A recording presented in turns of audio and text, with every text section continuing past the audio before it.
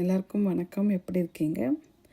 Breast cancer அப்படின்னு doctor diagnose பண்ணி biopsy result சொன்ன உடனே நிறைய கொஸ்டின்ஸ் பேஷண்ட் மைண்டில் ஓடும். நிறைய திங்ஸ் மைண்டில் வரும். குழந்தைங்க இருந்தால் குழந்தைங்க எப்படி இருப்பாங்க, லைக் உடனே நம்ம செத்துருவோமா, அப்படிலாம் நிறைய கொஸ்டின் வரும். அழுவுறது, எமோஷ்னலாக ரொம்ப வீக்காக ஃபீல் பண்ணுறது, அதெல்லாம் ரொம்ப நார்மல். அந்த ஃபீலிங்லாம் வர்றது, இட்ஸ் ஓகே டு க்ரை, அதெல்லாம் கோ த்ரூ பண்ணுறது. பட் நான் என்ன சொல்லணும் அப்படின்னா, சம் பேஷண்ட்ஸ் அவங்க ஃபேமிலிக்கிட்ட கூட டிஸ்கஸ் பண்ணுறதுக்கு அவங்களுக்கு அவ்வளோ கம்ஃபர்டபுளாக இருக்காது.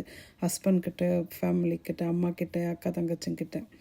அதனால் கவுன்சிலிங்கை கேட்குறது ரொம்ப இம்பார்ட்டன்ட். நீங்கள் டயக்னோஸ் பண்ண டாக்டர்ஸ்கிட்டே கவுன்சிலிங்க்கு ரெஃபர் பண்ண சொல்கிறது, இல்லை நீங்களாக செல்ஃபாக ரெஃபர் பண்ணிக்கிறது ரொம்ப ரொம்ப இம்பார்ட்டண்ட். அந்த டயத்தில் you don't have to go through அலோனாக எல்லா ஃபீலிங்கும் நீங்கள் கோ த்ரூ பண்ண வேண்டிய அவசியம் கிடையாது.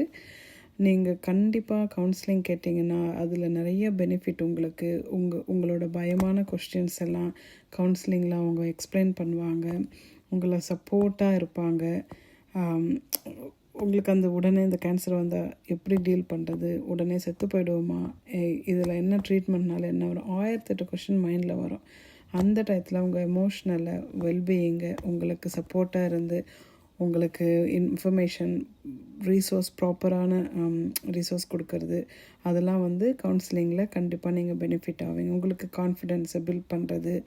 நீங்கள் அழுறது சம்டைம்ஸ் ஃபேமிலி முன்னாடி அழுறது உங்களுக்கு பிடிக்காமல் இருக்கலாம், அவங்க என்ன நினைப்பாங்க அப்படிலாம் யோசிக்கலாம்.